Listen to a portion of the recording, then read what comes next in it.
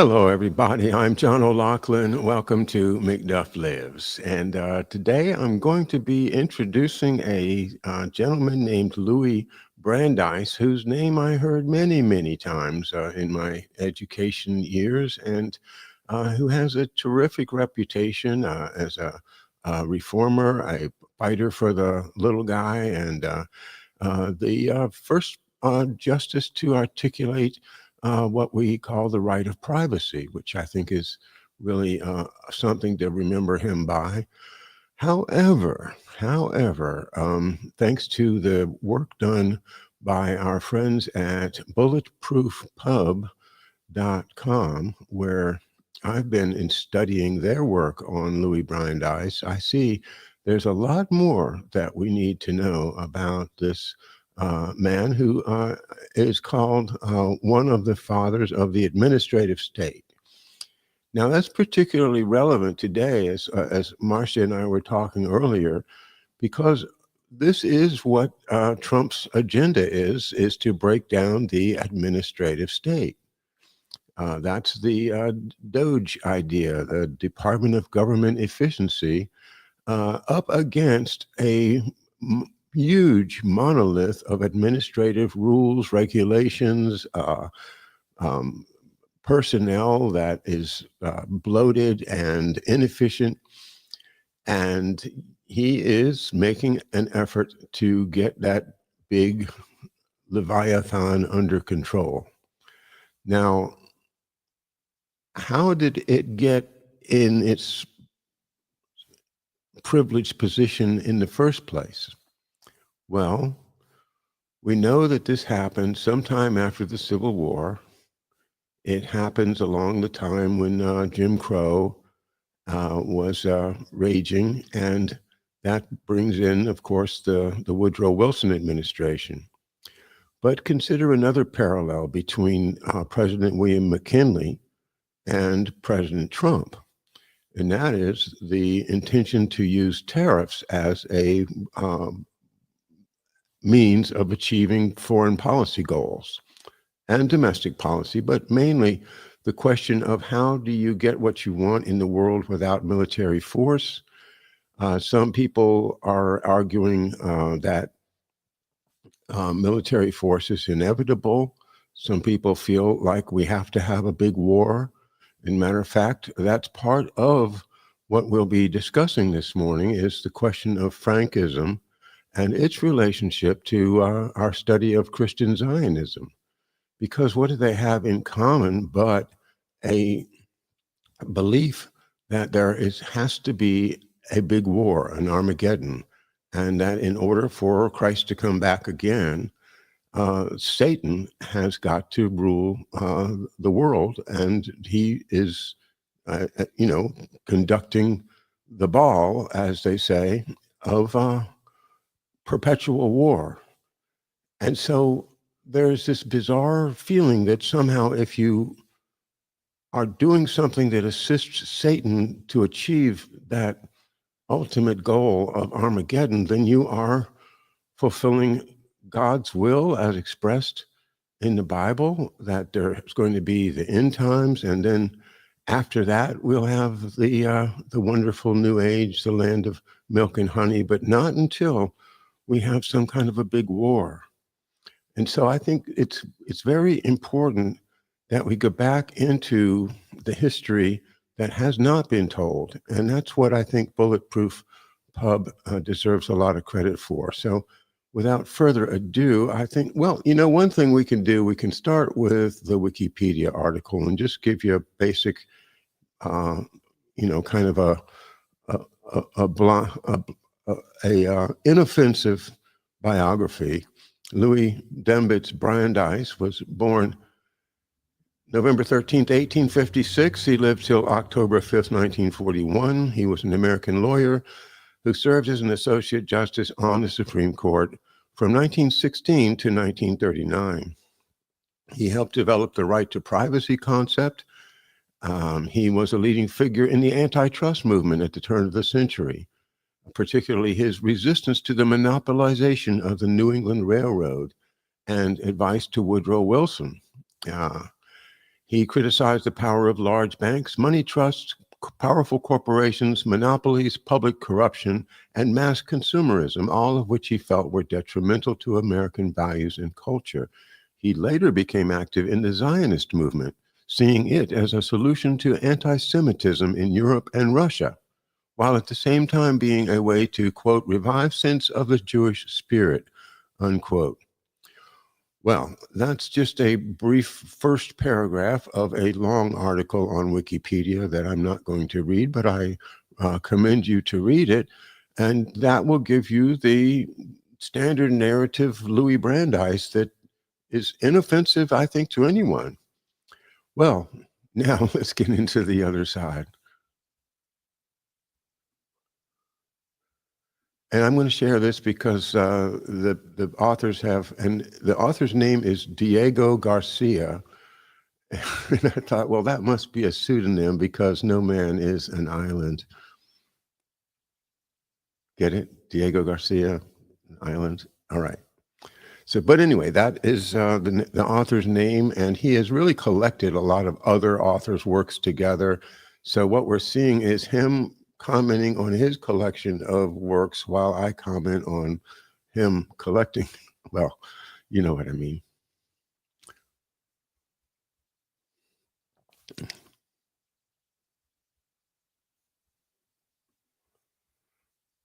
Well, needless to say, I highly recommend that you follow up after the show and go to the website and just go through. There's dozens of great articles in it. I haven't read a tenth of them yet.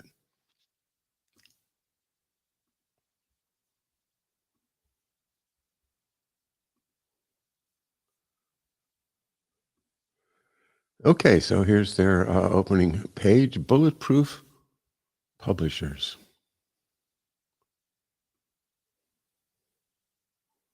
The truth shall set you free. I love it.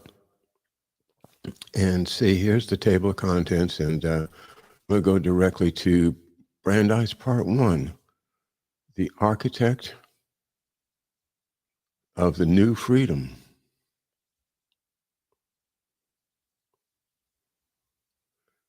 By Diego Garcia.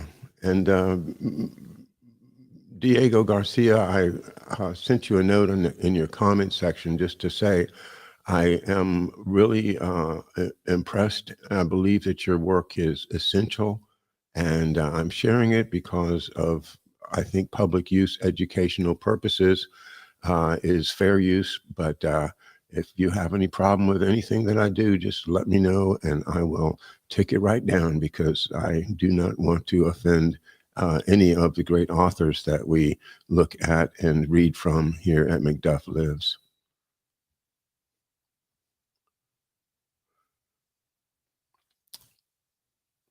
Yes, I'll read these little tags in the flag there here. The architect of the new freedom, the new freedom, the new competition, the Taylor Society, something to put a footnote to look into, the principles of scientific management, sociological jurisprudence. Now, that's something that really strikes me as wrong to say we're going to have sociological jurisprudence. But of course, that's what Roscoe Pound was doing at Harvard, and that's something that really shaped our jurisprudence is the idea of, well, we'll get to it. Louis Brandeis is the origin of 90% of the law that we call sociological jurisprudence.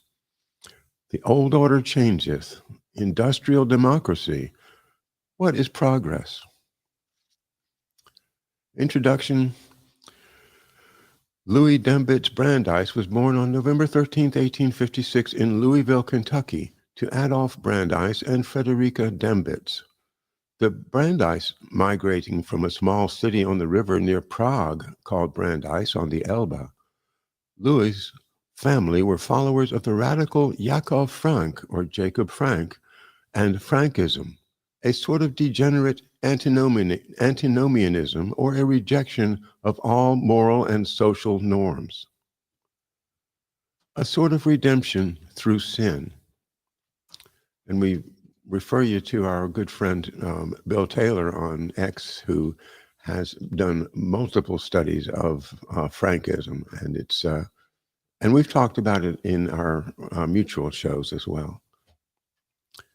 The Brandeis family, part of a long rabbinical line of social reformers, Adolf himself a liberal revolutionary who moved his young family to the States before Louis was born, narrowly escaping the fallout of the 1848 Austrian revolutions.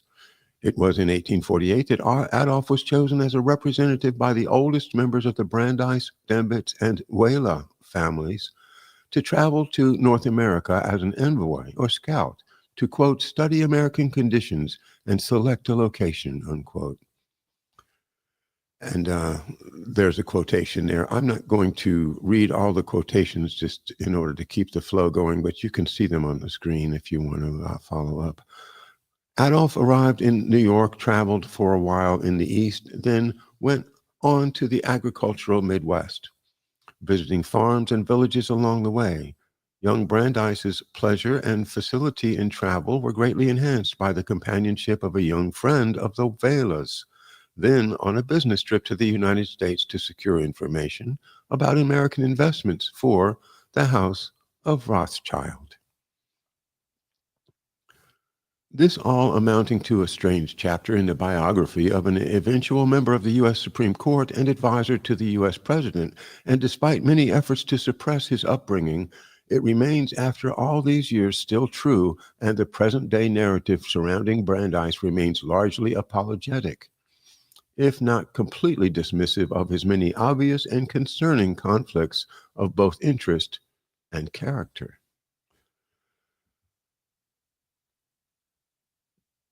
Quoting Rabbi J. Michelson, Brandeis's grandfather and great-grandfather in Prague had been leaders in the Frankist cult that swept Central Europe in the late 18th century.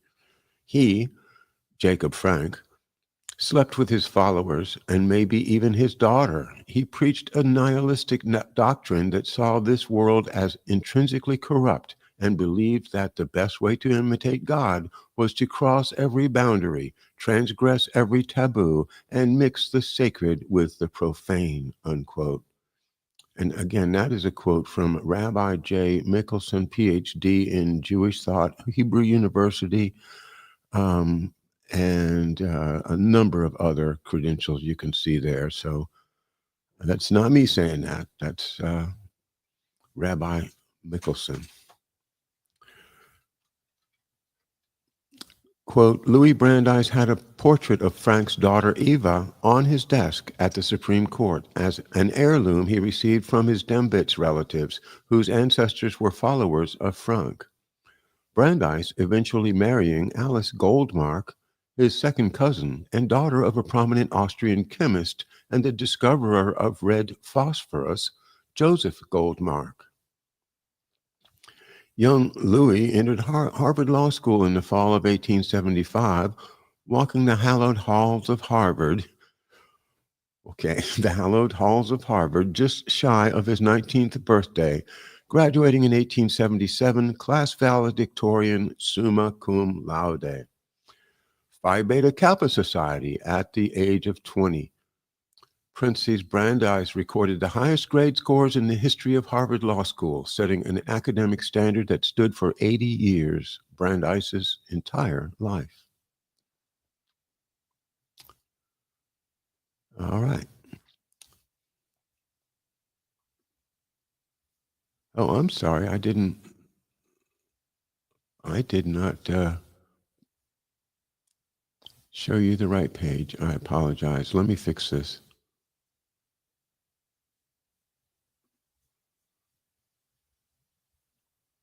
All right, so you didn't have the text in front of you then, but I'm going to get it up there. I apologize.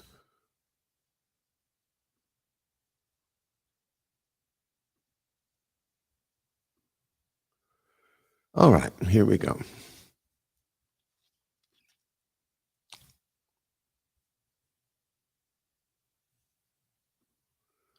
As we began our investigation into the rise of the scientific expert, and this is a comment from Diego Garcia, who's made a big series on the issue of when did scientific experts become so powerful in our law and our society.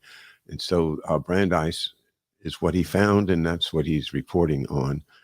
As we began our investigation into the rise of the scientific expert, we repeatedly stumbled into the life of Louis Dambitz Brandeis.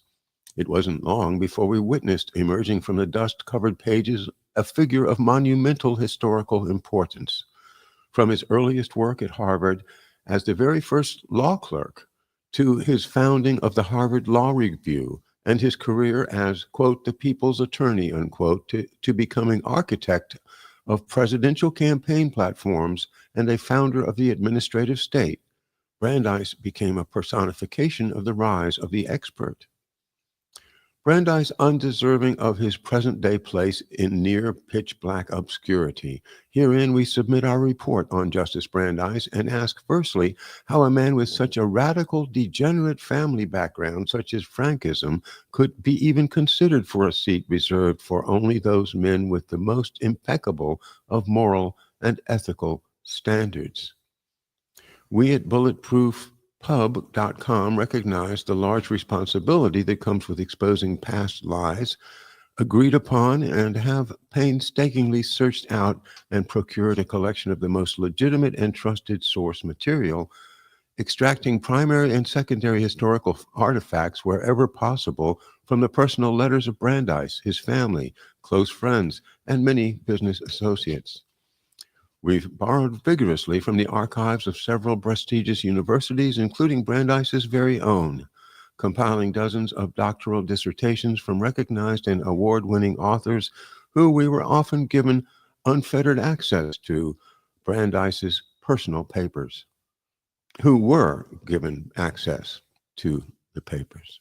As a result, we have obtained and cataloged a near library of related material, gaining a greater context of both Louis Brandeis the man and the influential times in which he lived. Phi Beta Kappa, Harvard Law School, 1877.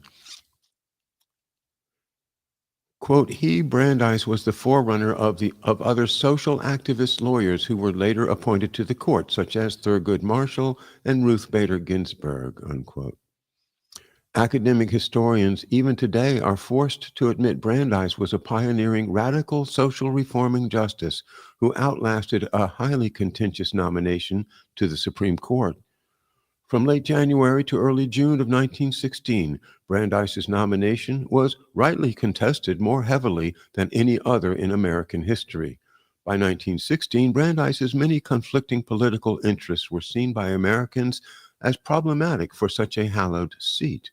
Brandeis largely deemed by public opinion unfit for public office, yet, once confirmed, he sat on the Supreme Court for nearly 25 years. Today in American academia, Brandeis's reputation still stands a strong 80-plus years after his passing in 1941. It's almost as if people have been deliberately kept from looking deeper into the man. Brandeis remains a respected and revered beacon of modern social justice movements, and Brandeis University stands today as an institution to Brandeis's radical, progressive ideals. When a critical analysis of Brandeis is honestly undertaken, this humanitarian, man of the people, quickly becomes a contrived and disingenuous cover story for a man with many faces who is only now being burdened with the appropriate historical weight earned from such a prolonged and prolific career of anti-constitutional, anti-American, radical social reform. Brandeis, architect of the new freedom. Quote, at the end of August, Wilson sought one contributor in particular, but not for his money. Wilson needed somebody to sharpen his message. He wanted to discuss the issue with the most incisive mind on the subject.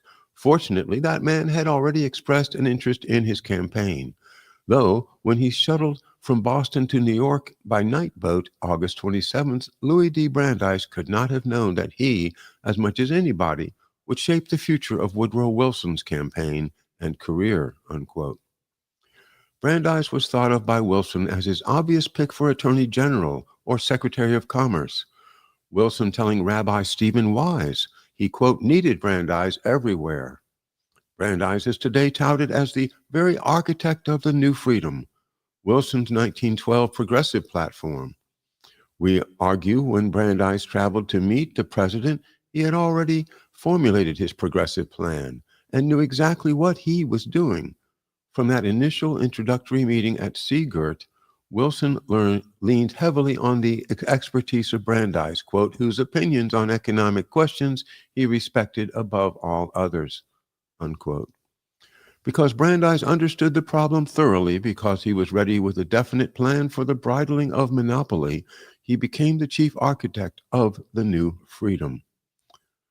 On August 28, 1912, Louis Brandeis, the nationally known Boston attorney, and Woodrow Wilson, the Democratic presidential nominee then serving as New Jersey governor, met secretly over lunch in Seagirt, New Jersey, the coastal town where the governor summered.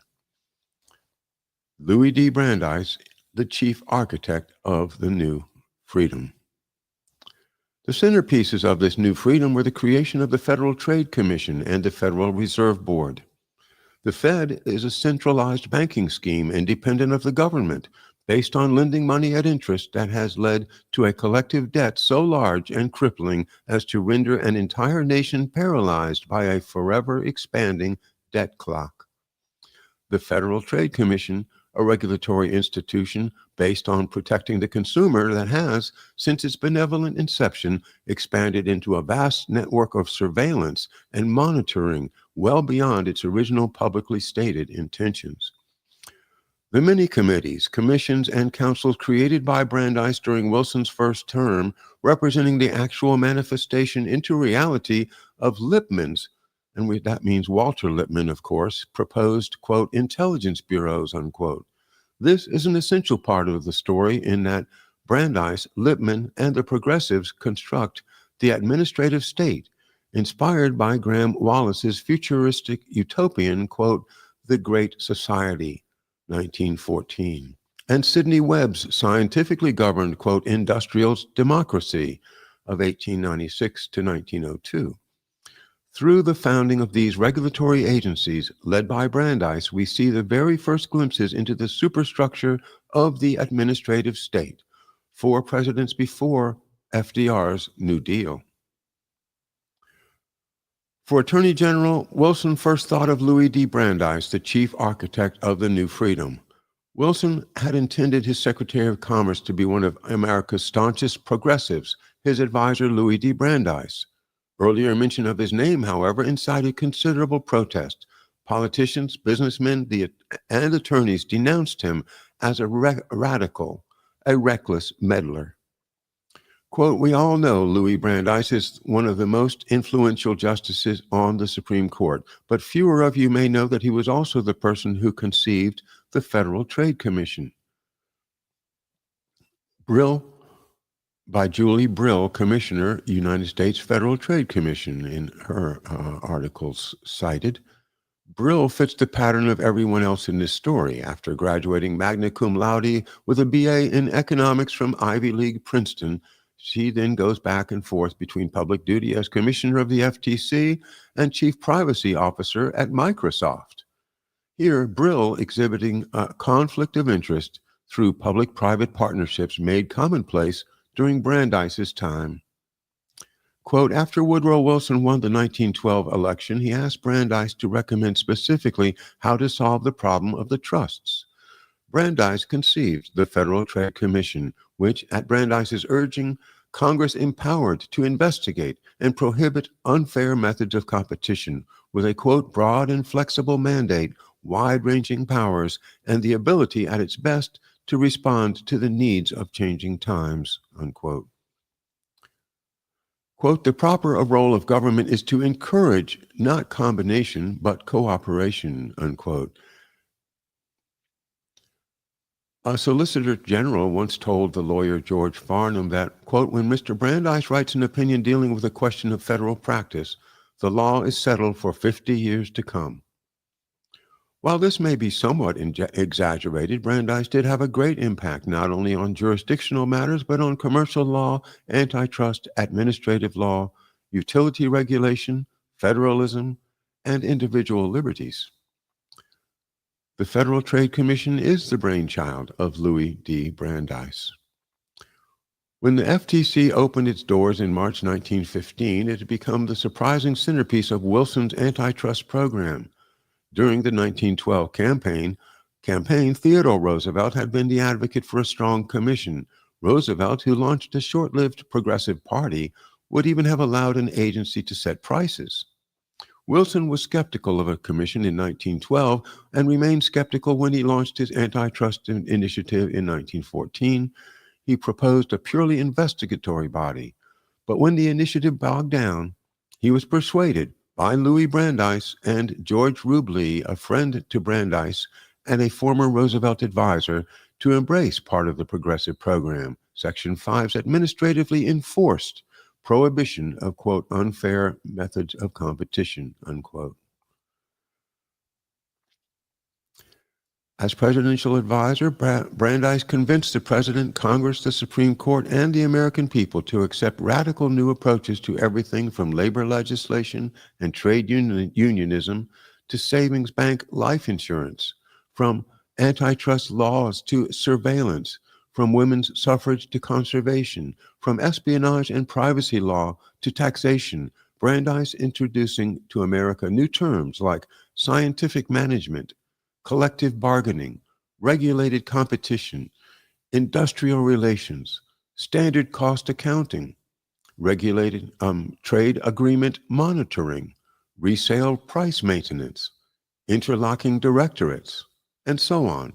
Brandeis, more than anyone else, is responsible for placing the first foundational building blocks of our modern surveillance state through his introduction of a vast network of regulatory bureaucratic agencies. DARPA named their domestic surveillance program after Brandeis. As an attorney, Brandeis established a radical new method of arguing law, and once confirmed, Justice Brandeis transferred this method to the Supreme Court, making even our Supreme Court justices social activists. He opened the door to an entirely new interpretation of U.S. law through social jurisprudence.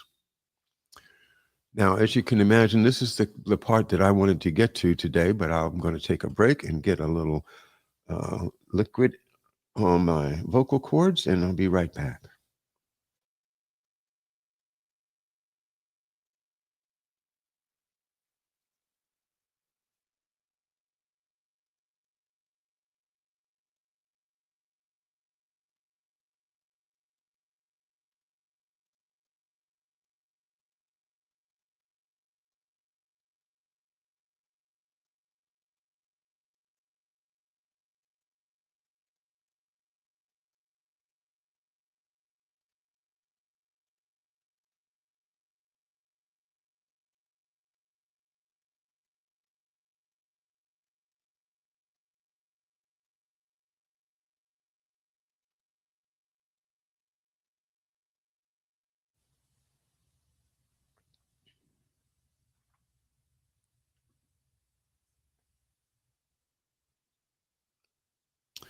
Brandeis and the famous trust-busting investigations initiated on August 27, 1912, helped further establish Brandeis's reputation as the people's attorney and allowed him to expand on his idea of regulatory competition, something most assuredly discussed at Seagirt that same day.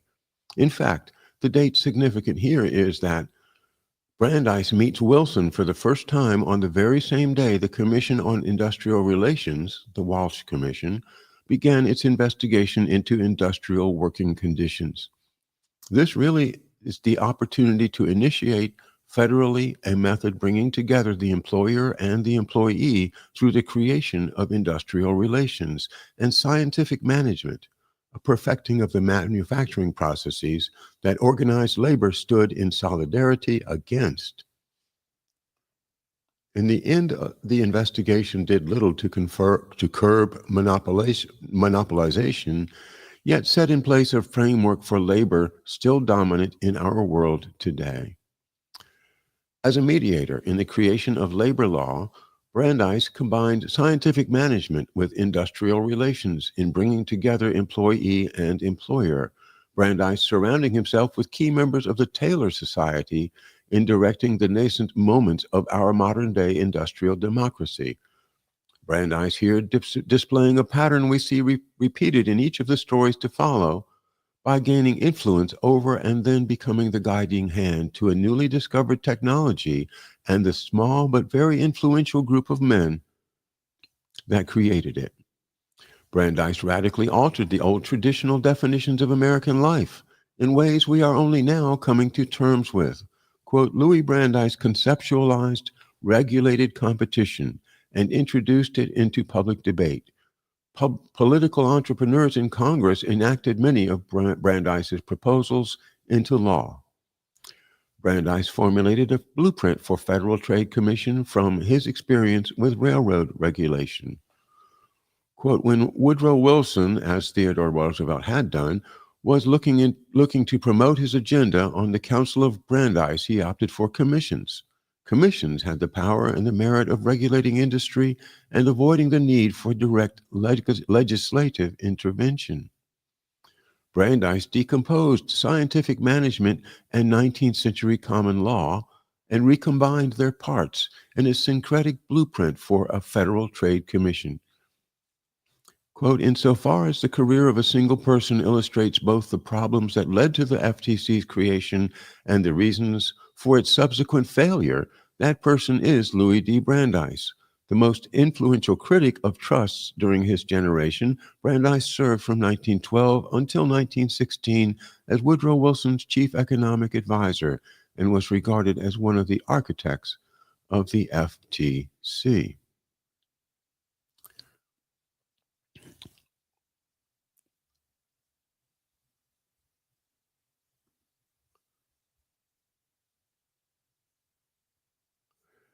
And let me go back to the top so we can perhaps continue a little bit into part 2.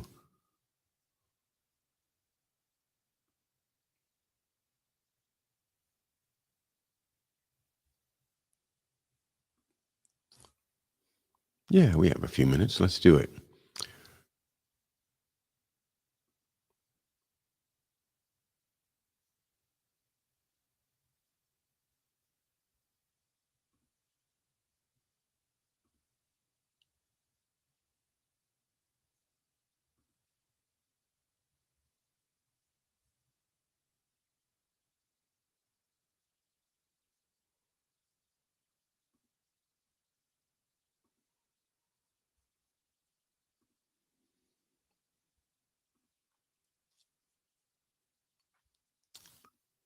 All right.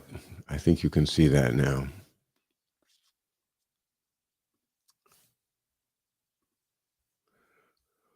All right, Brandeis Part 2, Scientific Management.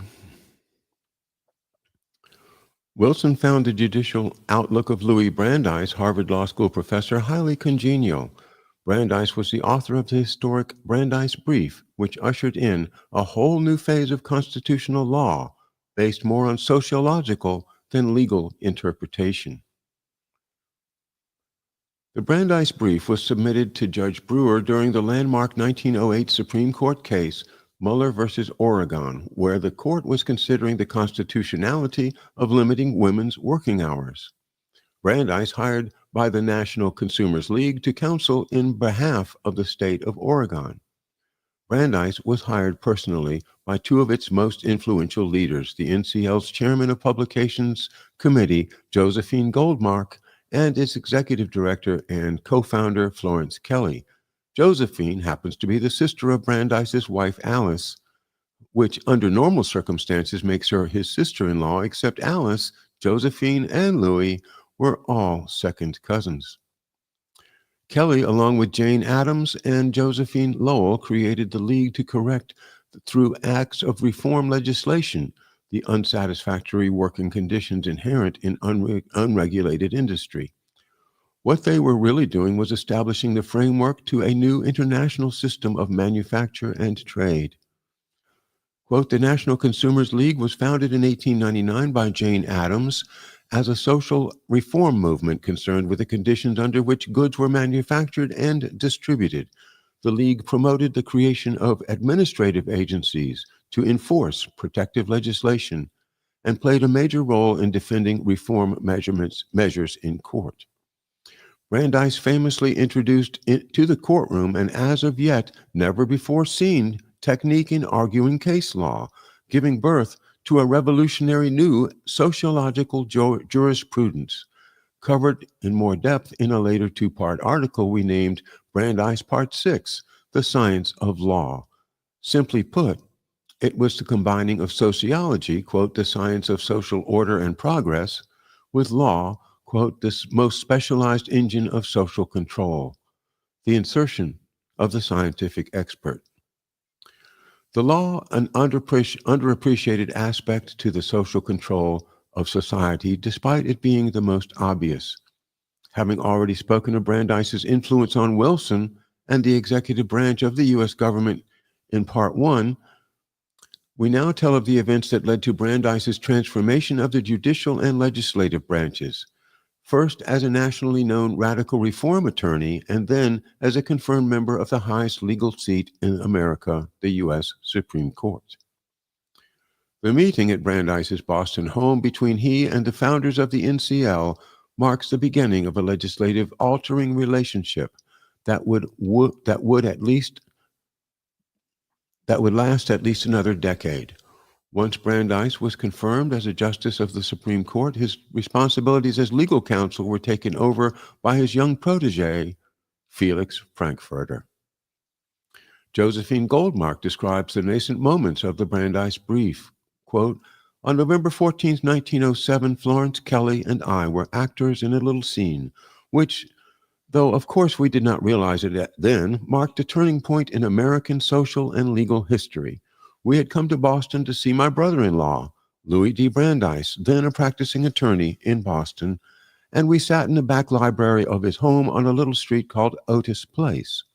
We had come to ask Mr. Brandeis to appear in the Supreme Court of the United States to defend the Oregon 10-hour law for women, attacked as unconstitutional under the 14th Amendment. Brandeis looked thoughtfully out over the Charles River and accepted. Quote, thus began a collaboration between Mr. Brandeis and the Consumers League, which gave a revolutionary new direction to judicial thinking, indeed, to the judicial process itself.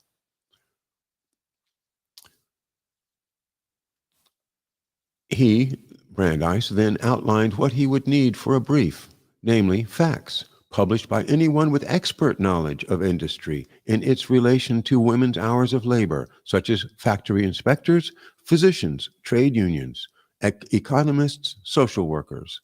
If I could return to Boston within a fortnight with such printed matter sufficiently authoritative to pass muster, we would then work up the material in the form of a brief. Josephine Goldmark's work as a reformer in the progressive era did much to redesign the American social contract. The Brandeis Brief set the method of argument for other landmark minimum hour cases in 1909, 1912, and 1914, as well as minimum wage cases in 1913 and 1914. Brandeis was assisted greatly in the collection of material by Josephine Goldmark and the NCL, and the entire scheme heavily funded by Dorothy Payne Whitney, the Russell Sage Foundation, and, drumroll, the Fabian Society. Are you seeing it yet? I mean, when we talk about Edwin Mandell House as a British agent working to create these settlement houses, behind Jane Addams behind the scene, and how you think, well, wait a minute, this guy's a Southern plantation guy, a racist, and a Anglophile with connections going back to the Civil War. Why does he want to do something for women in the big cities? Well, it's all connected, isn't it? And when we say the Fabian Society, well, we've spent many a show talking about that crazy movement. And where's the Fabian Turtle? There he is. There he is. Fabian Turtle, look out.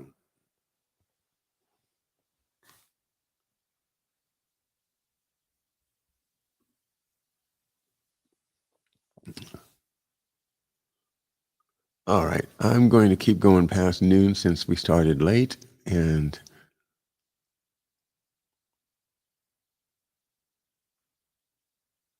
this series of groundbreaking cases in which Brandeis was counsel, won by way of scientific expert opinion, set the foundation for a new scientific philosophy of law for the 20th century. Consisting of over 100 pages of sociological data, Brandeis's brief devoted only 2 pages to legal argument. Largely due to the efforts of Brandeis working with Goldmark, Kelly, and the National Consumers League at the height of the progressive era, we see the pioneering moments of arguing case law using facts and statistics, 2 things susceptible to a wide array of subjective opinion. By getting law to change with a progressive society, they created a new living law, steered by social science research data, turning the feedback loop into a social reform perpetual motion machine. This shaping of society using critical observation and applied scientific experimentation, the definition of social science from its inception. The opinion of social science experts now presided over the courtroom, just as in the Oval Office. Traditional legal precedents and the U.S. Constitution were both deemed out of date and promptly tossed to the wastebasket. Miss Josephine Goldmark states, quote, the Brandeis brief in the Mueller case, reprinted together with Judge Brewer's opinion, was in great demand from law schools and universities as well as from labor unions and libraries. Gone was the deadening weight of legal precedent, unquote. Judge Brewer, stating in his final assessment, quote, before examining the constitutional question, to notice the course of legislation as well as expressions of opinions from other than judicial sources. The brief filed by Mr. Louis D. Brandeis is a very copious collection of these matters. But in regard to the facts found within the brief, Brewer admitted, quote, may not be, technically speaking, authorities, and in them there is little or no discussion of the constitutional question, unquote. Brewer admitting rightfully that facts aren't the truth, and quantitative evidence is not necessarily qualitative. In the new precedent, the judge himself becomes witness to the settling of law through copious collections of facts and statistics. Brewer noting that they were not, quote, technically speaking, authorities, unquote, in themselves, adding to for the record that there was, quote, little or no discussion to the negative effect the attorney's radical method might have on the U.S. Constitution. According to David Bernstein, law professor at George Mason University School of Law, much of the information found in the brief was of a dubious nature, calling the collection of facts, quote, nonsensical, unquote, and miscellany, and, quote, hardly definitive. Owen Fiss, Sterling professor of law, Yale University, concluded Goldmark's collection of evidence as a, quote, hodgepodge, unquote. In 1914, Goldmark was sponsored by the Russell Sage Foundation to write Fatigue and Efficiency, once again demonstrating the direct involvement of Skull and Bones. Both the New Republic and the Russell Sage Foundation donated both manpower and money to many NCL causes during this time. Dorothy Payne Whitney, the wife of J.P. Morgan financier Willard Straight, quote, paid in full at the cost of printing all the briefs, dating back to the very first, the Brandeis brief in 1908. Massive amounts of private money poured into the progressive legislative reform effort. Thousands of copies of a thousand reports were published and circulated through the necessary intellectual channels, while editor friends of Brandeis, sympathetic to the progressive cause, that like Norman Hapgood, editor of Harper's Weekly, wrote 1,000 stories in 1,000 newspapers, magazines, and journals advocating both Brandeis and his progressive ideals.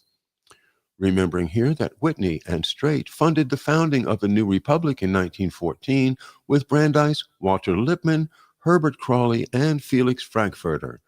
Other progressive magazines were American Magazine, Collier's, Cosmopolitan, McClure's, Munsey's, and The Independent. Quote, these magazines sold for 10 or 15 cents a copy instead of the 25 or 35% charged by the older magazines. Once they could get constitutional law to change with the times, it no longer possessed its timeless inherent value. The foundational nature of the U.S. Constitution, being the most enduring and important quality, was the largest deterrent for the authors of all forms of social control. And here we see the onset of a deliberate undermining of the foundation of America. Judge Brewer felt it necessary to state officially for the record in his court's opinion that it is, quote, the value of a written constitution that it places in unchanging form limitations upon legislative action and thus gives a permanence and stability to popular government, unquote. Yet, Brewer still ruled in Brandeis's favor, and the sociological school of thought, first put into practice by Brandeis, spread across the country, eventually evolving into the dominant philosophy of law in America for the remainder of the 20th century.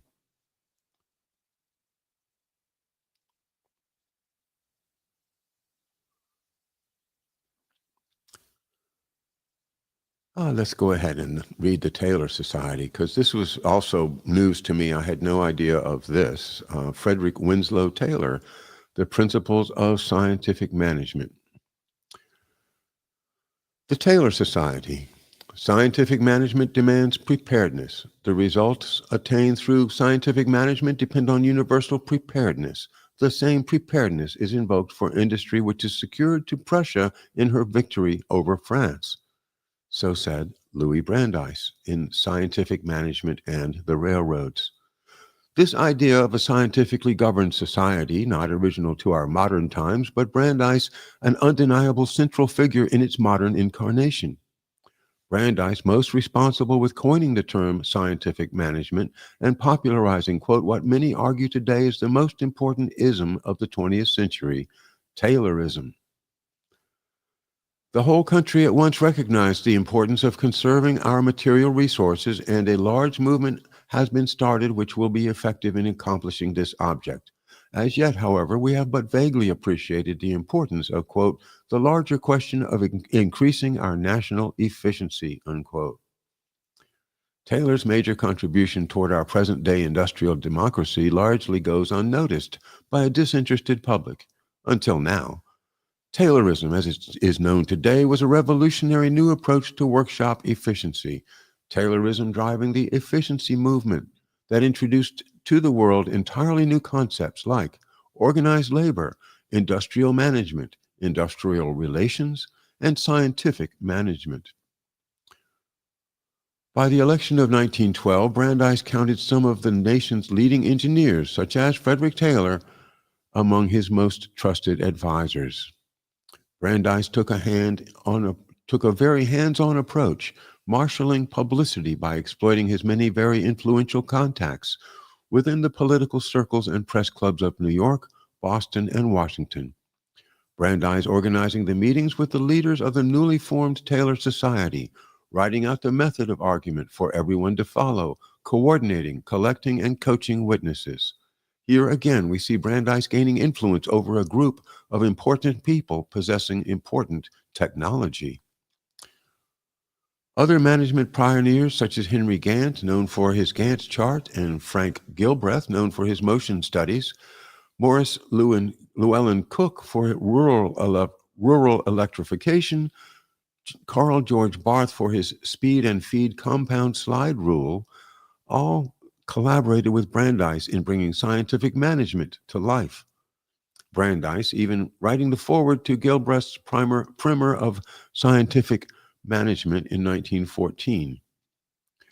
They would famously combine Gilbreth's motion studies with Taylor's time studies, forming an entirely new discipline, time-motion study. Doesn't that remind you of Lucille Ball's routine with the chocolate in the chocolate factory, with trying to get all the chocolates into the boxes and eating half of them? It's yes, the time motion study to the extreme. Very funny. Brandeis describes scientific management as a revolution in industry comparable only to that effected in the transition from hand labor to machinery. Taylor to Brandeis, please let me congratulate you most warmly upon the masterly way in which you marshaled your forces and presented your testimony, and also upon the publicity which your testimony has received, and the interest by the papers all over the country. The large stumbling block was presenting to the labor unions an agreement the workers would accept. Nearly to a man, labor revolted at the thought of being scientifically micromanaged. Isn't that a poignant thing to think of, that here you are, you've got a job, you're working maybe in a factory, maybe it's difficult and all, but then somebody's going to come along and micromanage your every move, time your performance of every little task, and really turn you into more of a automaton than a human being. Of course it's offensive, and that's something that we just gave in on. We as a nation of workers.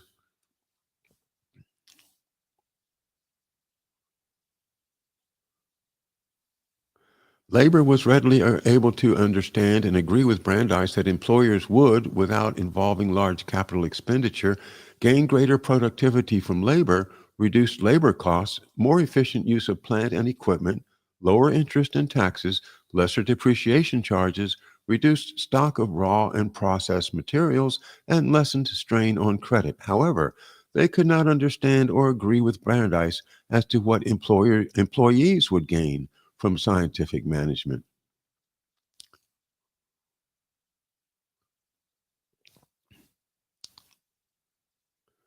In studying the resistance of organized labor to scientific management, Valentine came to see that the objection lay not so much in the thing itself as in the fact that it was introduced by the employer and for his own advantage. The substitute of machinery for unaided human labor was the great industrial achievement of the 19th century. The new achievements to which Dr. Taylor points the way consist in elevating human labor itself to a higher plane of efficiency and of earning power. Eventually came the Protocol of Peace, a revolutionary new industry-wide labor standard, bringing together Valentine's industrial relations with Taylor's principles of scientific management, forming Sidney Webb's industrial democracy. It was the long-anticipated partnership between capital and labor, a sort of syndicalism of shared responsibility and shared compensation. The labor unions and their leaders were the scientific entering wedge between man and his own labor. New York City, the center of American industry, was the proving ground, and the Lower East Side became their laboratory. It was in many ways the domestication of the human being. And once standards and protocols were established in New York City, they quickly spread across the entire country and adopted industry wide.